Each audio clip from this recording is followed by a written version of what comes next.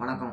இந்த உலகின் ரொம்ப ரொம்ப மிக மிக பழமையான தொன்மையான மொழிகள்ல முக்கியமான மொழி நம்ம தமிழ் மொழி. நம்ம தமிழ் மொழியில இருக்கக்கூடிய வார்த்தைகள்ல ஒரு வார்த்தைக்கு பார்த்தீங்கன்னா 2 அர்த்தமும் இருக்கும், 3 அர்த்தமும் இருக்கும், 4 அர்த்தமும் இருக்கும். அப்படி இருக்கக்கூடிய ஒரு சிறந்த உதாரணம் என்னன்னா மதி. என் நண்பன பார்த்து நான் சொல்றேன். உனக்கு மதி இல்லையான்னு சொல்லி கேட்டேன்னா, உனக்கு அறிவு இல்லையான்னு கேட்கிற மாரி அர்த்தம்.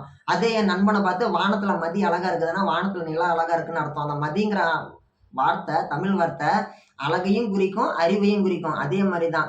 நம்ம ஊர்ல இருக்கக்கூடிய பூனை குடும்பத்திலே இந்தியாவுல இல்ல, உலக அளவுல இருக்கக்கூடிய பூனை குடும்பத்திலே பார்த்தீங்கன்னா, பெரிய சைஸ் விலங்கு என்னது? சிங்கம். சிங்கத்துல என்னென்ன வகை இருக்குது? African lion, Asian lion. அதாவது ஆப்பிரிக்க சிங்கம், ஆசிய சிங்கம். அதே மாரி அதுக்கு அடுத்த மிகப்பெரிய ஒரு பலசாலியான விலங்கு என்னது? புலி. நம்ம இந்தியாவோட தேசிய விலங்கு.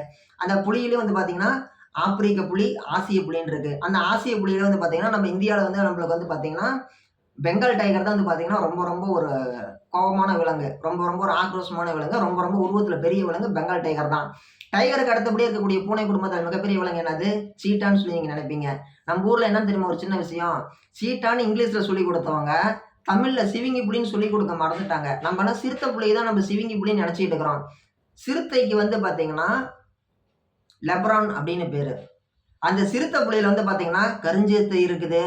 அப்புறமேட்டு பார்த்தீங்கன்னா, நம்ம நார்மலா காட்டுக்குள்ள இருக்கிற சிறுத்தை இருக்குது. ஓகேங்களா? அப்புறமேட்டு பனிப்பகுதியில வாழக்கூடிய சிறுத்தையும் இருக்குது. கிட்டத்தட்ட பார்த்தீங்கன்னா, 3 வகையான சிறுத்தைகள் அப்படிங்கிறத தாண்டியே இருக்குது. சிறுத்தை வகைகள். சிறுத்தையோட பேர் பார்த்தீங்கன்னா, லெப்ரான்.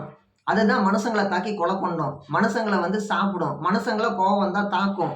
மனுஷங்க அத பக்கத்துல போய் இருக்க முடியாது. பழகாத மனுஷங்க, ஜூல வேலை செய்றவங்கள தவிர மீதி யாரும் போய் இருக்க முடியாது லெப்ரான் பக்கத்துல. அதுதான் மனுஷங்கள தாக்கி கொலை பண்ணுது. வடநாடுகள்லயும் சரி, நம்ம ஊட்டி பகுதியிலயும் சரி, மலை பிரதேசங்கள்லயும் சரி, சிறுத்தை புலி தாக்கியது அப்படின்னு சொல்லி நம்ம செய்திலாம் பார்க்குறோம் இல்லைங்களா? அது சிறுத்தை புலி. அதோட பேரு சீட்டா கிடையாது. உலகின் வேகமான விலங்கு சீட்டா. சிறுத்தை வேற, சீட்டா வேற. சீட்டாவும் சிறுத்தையும் பார்க்கறதுக்கு ஒரே மாரி மஞ்ச கலர்ல, கருப்பு கலர்ல நல்லா புள்ளி புள்ளி புள்ளியா இருக்கும். சிறுத்தையோட முகத்துல புள்ளி புள்ளியா இருக்கும். சீட்டாவோட சிவிங்கி புலியோட முகத்துல புள்ளி புள்ளியோட சேர்த்து இந்த இடத்துல ஒரு கோடு வரும். கண்ணுல இருந்து வாய்க்கிட்ட இப்படி ஒரு கோடு வரும். இப்படி கோடு வர்றது தான் சீட்டா. அதாவது தமிழ்ல சிவிங்கி புலி. இந்தியாவுல 1948ல ஒரு வெள்ளைக்கார துரை ஒருத்தர் பார்த்தீங்கன்னா, இந்தியா சார்ந்த ஒரு மகாராஜாவோட உதவியோட 47ல சுதந்திரம் குடிச்சிட்டாங்க. சுதந்திரம் கொடுத்த வாட்டி அப்புறம் தான் ஜமீன் ராஜாவோட உதவியோட இந்தியாவுல கடைசியா இருந்த 3 சிவிங்கி புலிய, 3 சீட்டாவ வேட்டையாடி நல்லா கம்பீரமா நின்னு போட்டோவுக்கு போஸ்லாம் குடுத்துருக்காங்க. அவங்களுக்கு என்னன்னா, அதுக்கு முன்னாடி வரைக்கும் செல்ல பிராணிகளா வடநாட்டுகள்ல வளர்த்திருக்கிறாங்க சிவிங்கி புலிய. சிவிங்கி புலி மனுஷங்கள தாக்கவே தாக்காது. அன்னைக்கும் சரி, இன்னைக்கும் சரி. உலக வரலாறு எடுத்து பார்த்தோம்னா, மனுஷங்கள புலி தாக்குனதா ரெக்கார்ட் இருக்குது. சிறுத்தை தாக்குனதா ரெக்கார்ட் இருக்குது. சிவிங்கி புலி மனுஷனை தாக்குனதா ரெக்கார்டே கிடையாது. சிவிங்கி புலி மனுஷங்களோட நெருங்கி பழகக்கூடிய ஒரு விலங்கு. வேட்டை விலங்கு தான். வேட்டை விலங்கு தான். அந்த காலத்துல வேட்டைக்கு போகும்போது சிவிங்கி புலி கூட்டிட்டு போவாங்க. போய் வேகமா வேட்டையாடி மானை பிடிச்சு சாப்பிடும், மானை பிடிச்சு வைக்கும்னு சொல்லிட்டு.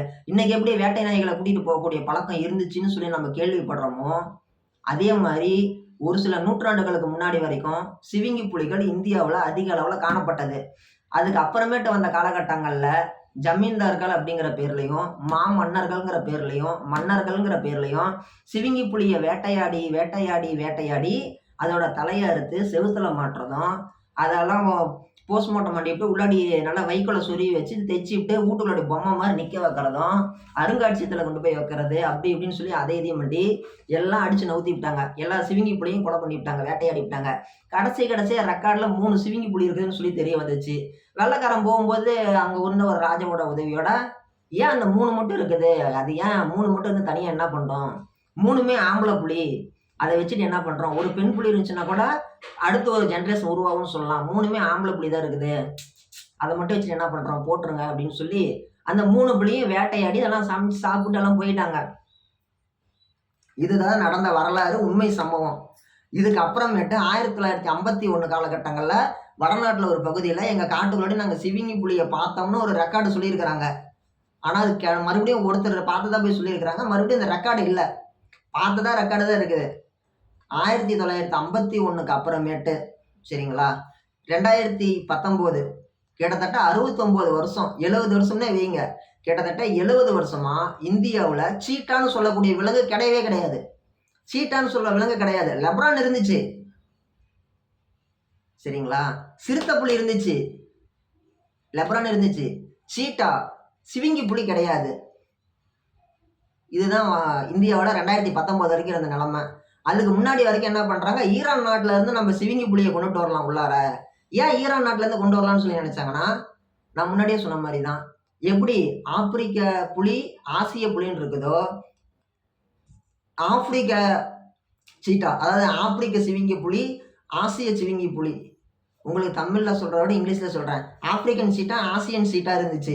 ஸோ இவங்க என்ன பண்றாங்க, ஆசிய சீட்டா எங்க இருக்குதுன்னு சொல்லி பார்த்தாங்க. அந்த சிவிங்கி புலி அதிகமான அளவு ஈரான்ல காணப்பட்டுச்சு. ஒரு 40 இருந்துச்சு. என்ன சபரி சொல்ற, 40ங்கிறதே அதிகமான நம்பரான்னு சொல்லி கேட்டீங்கன்னா, ஆமா. உலக அளவுல அழிஞ்சிட்டு வர இனமா மாறி போயிருச்சு 2000க்கு பிற்பாடு. அங்கேயும் வேட்டையாடி சாப்பிட ஆரம்பிச்சிட்டாங்க. இப்ப மனுஷனை ஏதாவது பண்ணுச்சுன்னா கம்முன்னு இருப்பாங்க. அது மனுஷனை தாக்காது, மனுஷனால பாதிப்பு கிடையாது, மனுஷனுக்கு பாதிப்பு கிடையாது. அதனால வேட்டையாடி சாப்பிட ஆரம்பிச்சிட்டாங்க. சாப்பிட ஆரம்பிச்சாட்டி என்ன ஆகுது, அதோட எண்ணிக்கை வந்து 40ஆ குறைஞ்சிருச்சு. உடனே இந்திய அரசாங்கம் போய் ஈரான்கிட்ட கேட்கணும்னு ஆசைப்படுறாங்க. கேட்டாங்க. எதுக்கோசரம், நம்ம நாடு ஆசிய கண்டத்துல இருக்குது. ஸோ நம்ம நாட்டுக்கு சொந்தமான இன வகை வந்து ஈரான்ல இருக்குது. அவங்க கிட்ட போய் உதவி கேட்குறாங்க.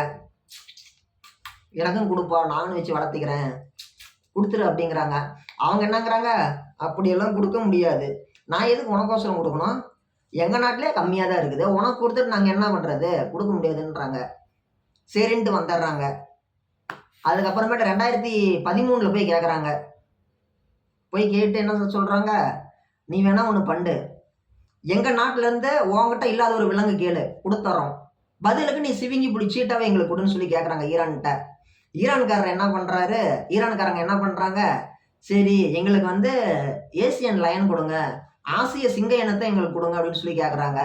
இவங்க வந்துட்டு நாங்கள் போய் கலந்து பேசிட்டு வரோம்னு சொல்லிட்டு இந்தியாக்காரங்க வந்துட்டாங்க. வந்த வாட்டி பார்த்தா தான் தெரியுது, ஆல்ரெடி நம்ம ஊர்லேயே ஆசிய சிங்கங்கள் குறைவாக தான் இருக்குது. குறைவாக இருக்குது அப்படின்னா இதையே நம்ம காப்பாற்ற வேண்டிய நிலைமையில தான் இருக்கிறோம். தேவையான அளவுங்கிறது கம்மியாக தான் இருக்குது. ஸோ நாம் ஒரு தப்பை சரி பண்ணுறதுக்கோசரம் இன்னொரு தப்பு பண்ணக்கூடாது. நாம் அங்கேருந்து ஒரு முக்கியமான விலங்கு விலங்குறதுக்கோசரம் இங்கே இருக்கிற முக்கியமான விலங்கு கொண்டு போய் அங்கே விடக்கூடாது அப்படின்னு சொல்லிட்டு ரொம்பவே ஒரு மாதிரி என்ன பண்ணுறதுன்னு தெரியாமல் இருக்கிறாங்க. அதுக்கப்புறமேட்டு நிறையா இடத்துல போய் தொலைவி பார்க்குறாங்க. ஆசிய சிங்கம் வேறு எங்கேயுமே கிடைக்கல, ஆசிய சீட்டா எங்கேயுமே கிடைக்கல. ஏசியன் சீட்டா எங்கே கிடைக்குது, ஆப்பிரிக்கன் சீட்டா தான் கிடைக்குது. ஆப்பிரிக்கன் சீட்டா தான் கிடைக்குதுங்கும் போது நம்ம ஊர் கிளைமேட்டுக்கு அது தாங்குமா, என்ன பண்ணுறது, நம்ம ஊரில் இருக்கிற சீட்டா ஆசியன் சீட்டா, அது ஆப்பிரிக்கன் சீட்டா, அதோட ரகம் வேற இதோட ரகம் வேற அப்படின்னு சொல்லிட்டு குழப்பமாகவே இருந்திருக்கிறாங்க. இங்கே நம்ம ஊர்லாம் மியூசியம் இந்த மாதிரி இடத்துலலாம் வந்து அந்த பதப்படுத்தப்பட்ட உடல் அப்படிங்கிறது இருக்குது சீட்டாவோடையது. ஸோ இவங்க என்ன பண்ணுறாங்க, அதோடைய மரபணு அதாவது டிஎன்ஏவை எடுத்துகிட்டு போய் ரிசர்ச் பண்ணி பார்க்குறாங்க. ரிசர்ச் பண்ணிட்டு அந்த டிஎன்ஏ மாதிரியெல்லாம் கொஞ்சம் எடுத்துக்கிட்டு உலகத்தில் இருக்கக்கூடிய பல்வேறு நாடுகளில் இருக்கக்கூடிய சீட்டாவுடைய டிஎன்ஏ மாதிரி எடுத்து டெஸ்ட் பண்ணி பார்க்கும்போது எல்லாமே ஒரே மாதிரி இல்லை. இப்போ ஏசியன் சீட்டாவில் வந்து ஒரு 10 பாயிண்ட் காட்டுது அப்படின்னா, ஆப்பிரிக்கன் சீட்டாவில் என்ன காட்டுது, ஒரு சீட்டாவில் பார்த்தோம்னா 10 பாயிண்ட் காட்டுது, ஒரு சீட்டாவில் பார்த்தோம்னா 15 காட்டுது, ஒரு சீட்டாவில் பார்த்தோம்னா 7 காட்டுது. அப்போதான் ஒரு முடிவுக்கு வராங்க, ஓகே மரபணு அளவில் ஆப்பிரிக்காக்குள்ளே இருக்கக்கூடிய சீட்டாவிலேயே மரபணு மாற்றம் இருக்குது, மரபணு வித்தியாசம் இருக்குது, அப்படிங்கிறதுனால நம்ம கொண்டுட்டு வந்து இங்கே வச்சு வளர்த்திக்கலாம் அப்படின்னு சொல்லி முடிவு பண்ணி கொண்டுட்டு வராங்க. முதல்ல 2020 கொண்டுட்டு வராங்க. 2020 கொண்டுட்டு வரும்போது பிரதமரோட பிறந்த நாள் அன்னைக்கு வந்து பார்த்தீங்கன்னா கொண்டுட்டு வராங்க. கொண்டுட்டு வந்து விடுறாங்க ஒரு வனப்பகுதியில். நாடு முழுக்க ஒரு 18 இடங்களை தேர்ந்தெடுக்கிறாங்க. தேர்ந்தெடுக்கப்பட்ட இடங்கள்ல தமிழ்நாடும் அடங்குது. எதிர்காலத்தில் ஒரு சில ஆண்டுகளில் தமிழ்நாட்டிலையும் சீட்டாவை கொண்டு வந்து விட போகிறாங்க. வனத்துறையில், ஃபாரஸ்ட்டில் அல்லது ஜூவில் தனிப்பட்ட சிறப்பிடம் ஒதுக்கி அதை வச்சு பார்த்துக்க போகிறாங்க. ஓகேங்களா, ஃபியூச்சரில் வரும். இப்போதைக்கு வடநாட்டில் இருக்கக்கூடிய ஜூவில் கொண்டு வந்து விட்டுருக்குறாங்க. ஒரு ஃபாரஸ்ட்டில் கொண்டு வந்து விட்டுருக்காங்கன்னு வச்சுக்கோங்களேன். ஜூ வேற ஃபாரஸ்ட் வேற. இவங்க அரசால் கட்டுப்பாட்டுக்குள்ளே வேலி அமைச்சு கண்காணிக்கக்கூடிய ஒரு அரிய வகை உயிரினமான அந்த சீட்டாவை கொண்டு வந்து கண்காணிப்பு கீழே வச்சிருக்கிறாங்க. அப்படி கொண்டு வந்த இடத்துல 5 சீட்டாவை கொண்டுட்டு வராங்க. 3 பெண் சீட்டா 2 ஆண் சீட்டா. கொண்டு வந்த இடத்துல என்ன ஆகி போச்சு, ஒரு பெண் சீட்டா இறந்து போயிடுச்சு. புது இடம், அது ஆப்பிரிக்காவில் இருந்தது, ஆசியாவில் கொண்டு வந்து விடவும் கிளைமேட்டு, அது புது வாழ்விடம், வேற விலங்குகள் தாக்குறது, நோய் தொற்று, அப்படி அப்படின்னு சொல்லி ஒன்று இறந்துருச்சு. என்னடா இது கஷ்டப்பட்டு கொண்டுட்டு வந்தோம், 5ல் 1 இறந்து போச்சுன்னு சொல்லி எல்லாம் வருத்தப்பட்டாங்க. அதுக்கு அப்புறமேட்டு அண்ணாண்ட ஒரு 2 மாசத்துக்குள்ளாடியே அங்கேருந்தே கொண்டுட்டு வந்தாங்க இல்லையா, அதுல ஒரு பெண் சீட்டா என்ன பண்ணிருக்குது, குட்டி போட்டுச்சு. 4 குட்டி போட்டுச்சு. 4 குட்டி போட்டுச்சு. அதுல வந்து 2 ஆண் குட்டி, 2 பெண் குட்டி அப்படின்னு சொல்லி குட்டி போட்டுச்சு. இவங்களுக்கு உடனே ஒரு சந்தோஷம். பரவால்ல. நம்ம எடுத்த முயற்சி வந்து உண்மையாலுமே பலன் அளிக்குது. அழிஞ்சு போயிருச்சு. அவ்வளோதான்னு சொல்லி நினைச்ச சீட்டா இனம் இப்ப இந்தியாவுல மறுபடியும் உயிரோட வர ஆரம்பிச்சிருச்சுன்னு சொல்லி சந்தோஷப்பட்டாங்க எல்லாரும். இதையெல்லாம் தாண்டி 2025ல ஓகே 2025ல அப்ப அந்த குட்டி போட்டுச்சு இல்லைங்களா? அதுக்கு அப்புறமேட்டு வந்து பார்த்தீங்கன்னா, மறுபடியும் ஒரு 12 குட்டி கொண்டு வந்து விட்டாங்க வெளிநாட்டுல இருந்து. கொண்டு வந்து விட்டாங்க. அதுவும் வேற ஒரு பகுதியில விட்டாங்க, வளர்த்திக்கிட்டு இருந்தாங்க. அப்ப அந்த 2020ல குட்டி போட்டுச்சு இல்லைங்களா? அந்த குட்டியில வந்து பார்த்தீங்கன்னா, ஒரு பெண் சிறுத்தை, ஒரு பெண் சீட்டா என்ன பண்ணியிருக்குது, குட்டியில வந்து ஒரு குட்டி சீட்டா என்ன பண்ணியிருக்குது, இப்ப குட்டி போட்டுருக்கு 2025ல. இது இப்ப என்ன பண்ணிருக்குது, மறுபடியும் 5 குட்டி போட்டிருக்குது. 5மே பெண் சீட்டா. ஓகேங்களா? இப்ப என்ன இருக்குது, எதிர்காலத்துல இதோட எண்ணிக்கை அதிகமாகும். ஸோ நம்ம எடுத்த முயற்சி நல்ல முயற்சி தான் அப்படின்னு சொல்லிட்டு, அவங்கலாம் ஒரு முடிவுக்கு வந்திருக்கிறாங்க. இந்த உலகத்துல வந்து எதுவுமே நிரந்தரம் கிடையாது. எதுவுமே வந்து நம்ம ஒரு முடிவு பண்ணிற முடியாது.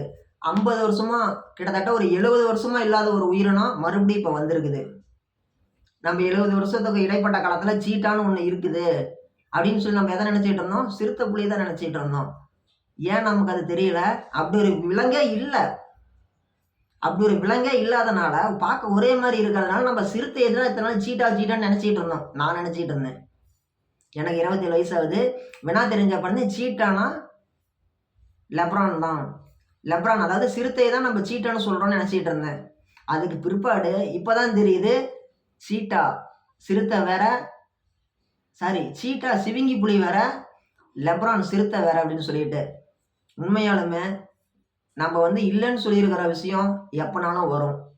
ஓகே, மாற்றம் ஒன்றே மாறாதது.